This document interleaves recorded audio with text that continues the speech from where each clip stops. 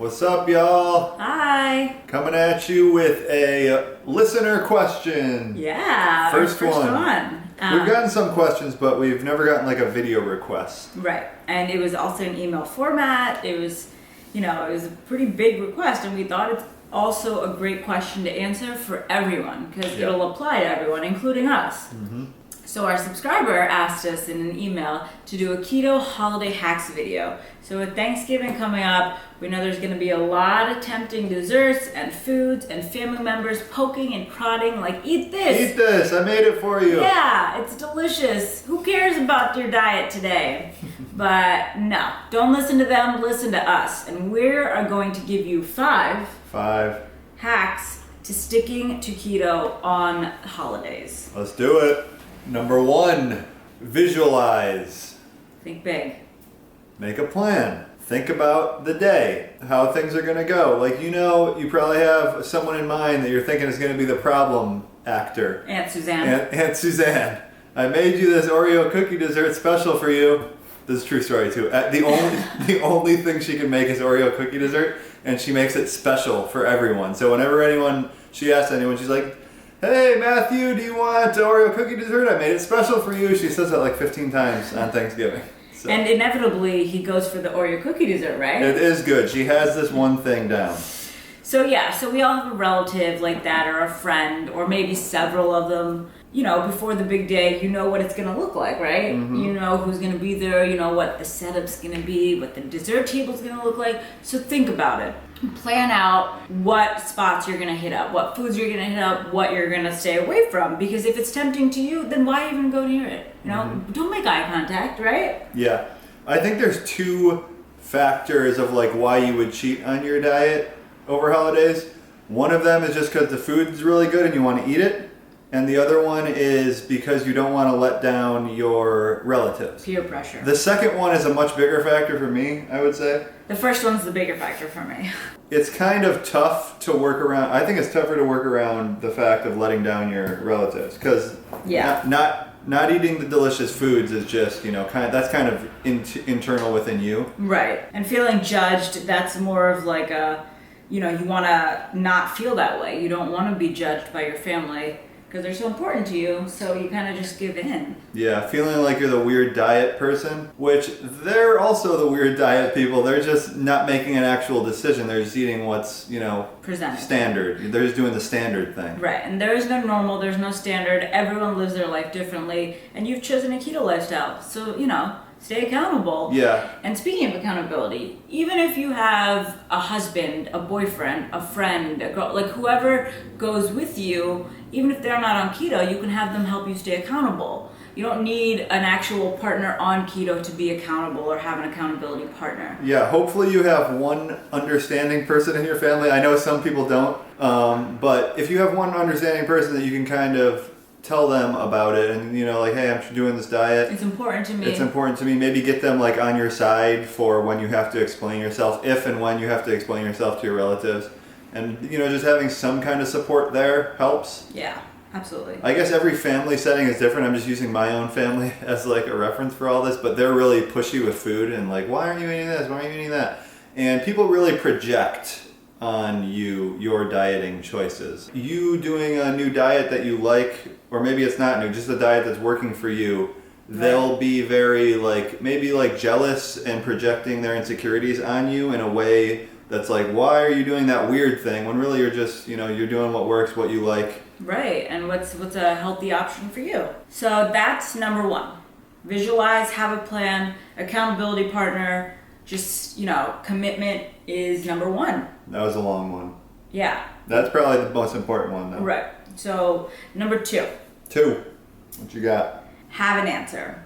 For the question. So, have an answer. Have an answer. So, inevitably, if you have relatives or people at your Thanksgiving dinner who are, going to judge or unsure about it or just, want to pry, they're going to be like, what is the keto diet and why are you on it? And so those are 2 big questions we get asked too. Like last night we went out to a bar. It was a vodka distillery. We got a great keto drink because we had to convince the bartender that it was a good choice for us. But you could just tell her in immediate her body language. She was so turned off. She was like, "Oh, keto? What is that? What, low carb, no fruit? Like, why?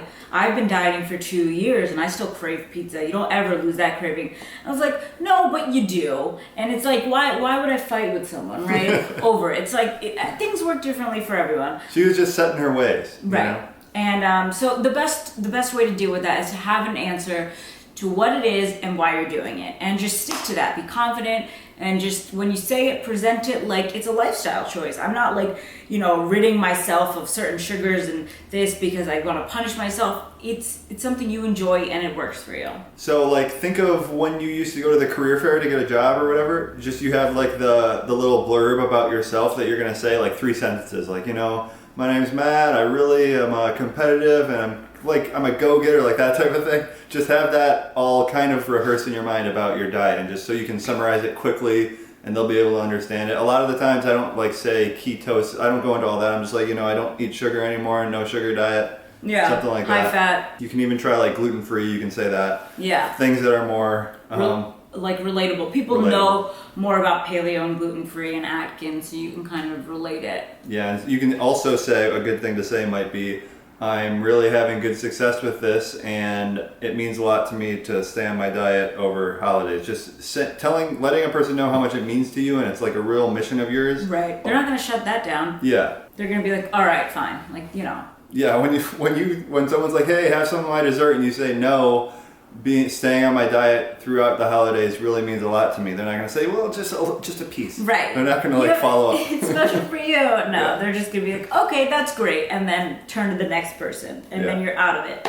Okay, so that was number 2, right? 2. Number 3. So bring a dessert, bring a side dish, bring something. Bring something. Yeah, so you are contributing. You'll feel like you're contributing. People will acknowledge it. It's also a keto option for you. So, for dessert, we've been working on a keto pecan pie, and we're going to have that recipe out for you. Before Thanksgiving. So look out for that. It's going to be a great alternative. It's just as sweet, it's just as delicious, but it's keto friendly. And then you can also bring a pint of Halo Top. So delicious. There's there's low carb options out there that are also delicious, and you can bring and enjoy after your Thanksgiving meal. Yeah, we have a couple sides you could definitely bring. Cauliflower mac and cheese for sure. That would go over well, I think.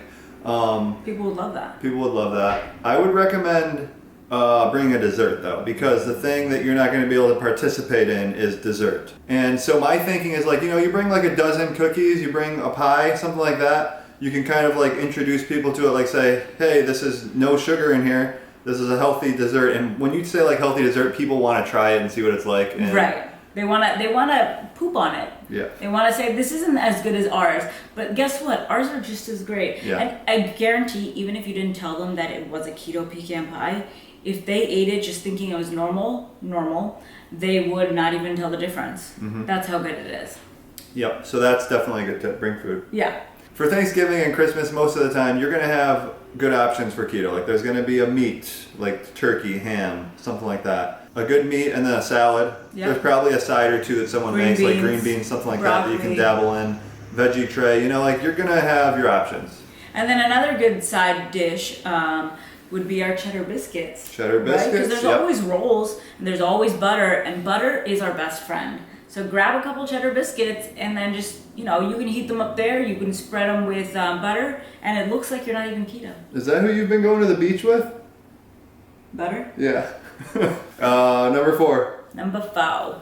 Indulge. And this is something that might be difficult if you're starting keto and you want to stay strict. But you know what? It's not mandatory. Just an option. And it's probably what we'll be doing too. Yeah. And it's a better option than cheating. It's a better option than eating something high carbs, is to just indulge in things that are keto friendly. So eat 3 servings of meat, eat 3 servings of meat, eat a lot of your dessert that you bring, and you'll be over your calorie count, but you'll still be low on the carbs. Yeah. So eating excess amount of food and keeping your carbs low is gonna impact you dramatically less than it would if you just went off the deep end with carbs. Another thing I would say is just loosen the reins on everything. Like don't be in the mentality if you have to dissect every single thing, like what's in this, what's in this, what's in this. If it looks like it's, maybe it looks pretty keto-ish, like there's not breaded chicken or something, and you're not sure like what the sauce is on it, maybe just have that, Try it. Yeah, try it.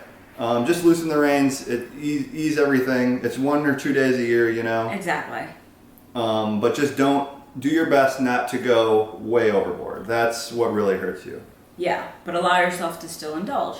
And then that feeds right into number 5, which is do not beat yourself up. So you have a cookie. So you have 2 cookies.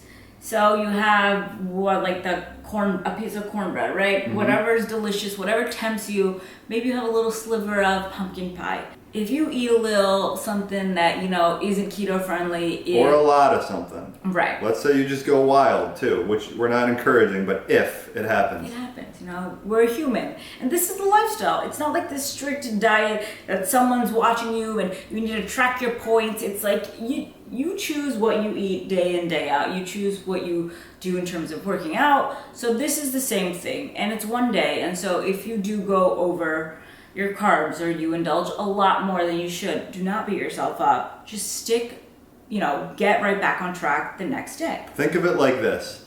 You used to be eating bad every day and you're slowly shifting your habits. Now you've been on like a streak of, however many days and you had one bad day. On aggregate, you're still doing really good. You just had 1 out of the last 30 bad days, Another thing is don't try to make up for it the next day. Like don't employ any crazy tactics. Don't get on the treadmill for like 4 hours, anything like that. Just, it happened, whatever. It's a new day. Right. Do act like it's a normal day. And so those are our 5 keto hacks for you for the holiday season that we'll also be employing into our regimen. So let us know if these have been helpful or you have any other keto hacks you'd like to share with us. And if you have any questions, definitely shoot them over. You can email, you can comment, you can subscribe, do it all. And, enjoy your keto holiday season. Bye. Bye.